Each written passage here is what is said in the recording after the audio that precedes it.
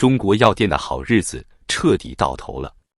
过去1年，中国零售药店的关门潮像瘟疫一样席卷全国。数据统计，2024年全国约有 3.9 万家药店倒闭，闭店率高达 5.7%， 平均每天107家药店拉下卷帘门，永远关灯走人。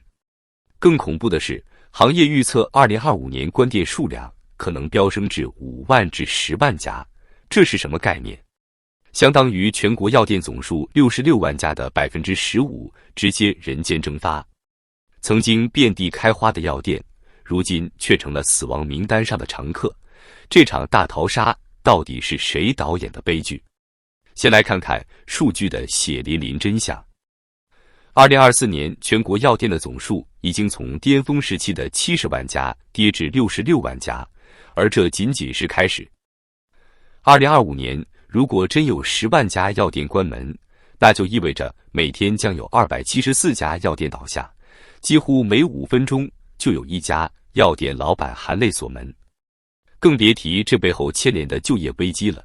据中国医药商业协会估算，全国药店直接从业人员超过300万，平均每家药店雇佣4-5人。这场关店潮至少让上百万人的饭碗岌岌可危。物流、配送、仓储等相关产业的从业者还没算进去，这波连锁反应一旦爆发，怕是要让整个行业血流成河。这场药店屠杀的幕后黑手是谁？答案明摆着，医保政策的铁拳。过去药店靠着医保个账这块大蛋糕活得风生水起，随随便便刷个卡就能赚得盆满钵满。可如今国家医保局出手了，2024年对药店的监管力度空前加大，直接把这块香饽饽变成了烫手山芋。根据国家医保局的数据，2024年全国范围内查处的药店违规使用医保基金案件高达 1.2 万起，涉及金额超过50亿元。从串换药品到虚开处方，药店的灰色收入被一一揪出来，违规的直接取消医保定点资格。没了医保这根救命稻草，药店还怎么活？更狠的是，新开药店想接入医保的路也被堵死了。2025年初，山东菏泽、福建宁德等地接连发布公告，暂停受理新增药店的医保定点申请。这意味着新开的药店只能自掏腰包硬撑，连医保的边都摸不着。根据中国医药零售协会的统计，全国超过 60% 的药店收入依赖医保支付，失去医保支持的药店，客流量直接腰斩，利润更是跌到谷底。有业内人士直言，没医保的药店就像断了氧气的鱼，蹦跶不了几天就得死。再看看国家医保局的决心。2024年末的全国医疗保障工作会议上，医保局领导放出狠话，绝不允许不合规的药店混进定点名单，绝不纵容医保基金被滥用。这话听着硬气，可对药店来说就是晴天霹雳。数据显示，2024年被取消医保资格的药店数量超过5000家，同比增长了惊人的 150%。这还不算完，未来医保非检的频率只会更高，范围只会更广，小药店们还能撑多久？别以为这场危机只针对小药店，连锁巨头们一样被打得满地找牙。看看国内6大上市民营连锁药店的惨状吧。已有3家公布了2024年的业绩预告，个个血亏得让人心惊。国药一致预计净利润同比下滑 52.48% 至 64.92%， 旗下国大药房更是直接计提 8.76 亿至 10.7 亿元的减值损失。建之家净利润暴跌 65.50% 至 68.78%， 益心堂更惨，利润下滑 72.7% 至 81.8%， 数裕平民直接从盈利转为亏损，亏了 1.2 亿至 2.2 亿元。这还是头部玩家，日子尚且如此艰难，那些小连锁和单体药店的下场可想而知。国大药房甚至率先挥刀自救，近2个月连关5家公司，上百家门店直接注销。广东省药监局的公告显示，仅最近2个月，佛山、湛江、茂名等地就有40多家药店主动申请关门。山东、江西、江苏等地也传来噩耗，药店注销公告接连不断，连锁药店的老板们都坐不住了。大森林直接喊停扩张计划，老百姓大药房也宣布退出部分边缘市场，放慢开店速度。更有意思的是，江苏一家连锁药店甚至叛逃了，从连锁体系脱离出来，改成单体经营，这在过去可是想都不敢想的事儿。为什么巨头们都扛不住了？国药一致在财报里说得明白，门诊统筹等医改政策让顾客跑去医院买药，药店客流断崖式下跌，医药电商的崛起又抢走了一大块蛋糕，同行之间还互相压价，利润被挤得只剩渣渣。根据中国连锁药店协会的数据，2024年全国连锁药店的平均毛利率从5年前的 25% 跌到了如今的 15%， 有些门店甚至低到 10% 以下。这样的利润率，别说赚钱了，连房租都交不起。药店关门潮的根子还得从供过于求说起。数据显示，中国药店数量从2010年的40万家暴增到2024年的66万家，14年间整整翻了1倍多。可人口就这么多，药店却越开越多，僧多粥少的局面早就埋下了隐患。根据国家统计局的数据，中国每万人拥有的药店数量已高达 4.7 家，远超美国的 2.9 家和日本的 2.1 家。这是什么概念？相当于一条街上有3-4家药店抢生意，顾客还没进门，药店自己就先打得头破血流。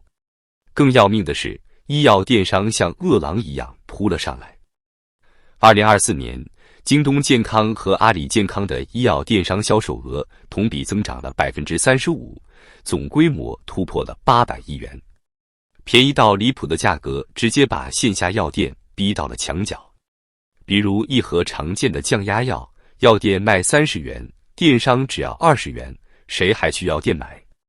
根据艾瑞咨询的报告，2024年全国有超过 25% 的药店顾客流向了线上平台，小药店的老板们只能眼睁睁看着生意被抢走。药店的日子有多惨？我们来算一笔账。以一家年销售额100万元的小药店为例，过去毛利率能有 20%， 一年赚20万。现在呢？医保收紧，客流减少，毛利率跌到 10%， 收入直接砍半，只剩10万。再加上房租、人工、水电等成本，平均每年得花掉8万至9万，实际到手的利润可能只有1万至2万。这点钱连个员工的工资都不够，更别提养家糊口了。更恐怖的是，根据中国医药零售协会的内部调查，全国有超过 50% 的单体药店年销售额在50万元以下。这些小店本来就靠微薄利润吊着一口气，现在医保一收紧，电商一挤压，房租一上涨，利润直接被榨干。业内人士预测，2025年这些小药店的倒闭率可能高达 70%， 也就是说33万家单体药店里得有23万家关门大吉。这背后是多少家庭的血泪？粗略估算，至少上百万从业者的生计要彻底砸手里。连锁药店也好不到哪儿去。拿国大药房来说，一家门店的平均年销售额在200万左右，过去能赚30万至40万的利润。可现在毛利率跌到 15%， 算下来也就30万，再扣掉房租10万，人工15万，运营成本5万，一年到头可能就剩几万块。几万块够干啥？在竞争白热化的大城市，这点钱连水花都溅不起来。难怪国大药房宁可关店止损，也不愿硬撑下去。药店们也不是没想过自救，有的学着电商搞线上销售，有的转型做健康咨询，可惜这些招数在现实面前都成了笑话。线上销售成本高的离谱，光是平台抽成和物流费就得占销售额的20%至30%，小药店哪有这本钱跟京东、阿里硬碰硬？转型服务，顾客压根不买账。根据中国医药报的调查，2024年全国尝试转型专业服务的药店中，有80%因为缺乏专业人才和顾客信任而失败。所谓的曲线救国，不过是死前最后的挣扎罢了。更扎心的是，药店的对手还不只是电商和政策，连医院都来抢饭碗了。门诊统筹政策一出，患者直接拿着医保去医院配药，药店的客流被活活截断。根据国家卫健委的数据，2024年全国医院门诊配药量同比增长了18%，而药店的处方药销售额却下滑了22%。这不就是在明抢吗？药店的老板们欲哭无泪，连翻身的机会都没了。回想10年前，药店还是个香饽饽。老百姓大药房董事长谢子龙曾感慨，2010年以前开药店就没有不赚钱的。可如今这话听起来像是个遥远的笑话。从40万家到66万家，中国药店用10年时间吹起了泡沫，现在泡沫破了，留下的只有满地鸡毛。2025年的关店潮只是个开始，据业内人士透露，国家医保局还在酝酿更严格的监管政策，比如要求药店公开进货渠道，甚至强制安装监控设备。这要是真落实下去，药店还能剩几家？曾经靠医保红利躺赢的日子一去不复返了。数据显示，2024年全国药店的平均净利润率已跌至3%至5%，比5年前缩水了一半还多。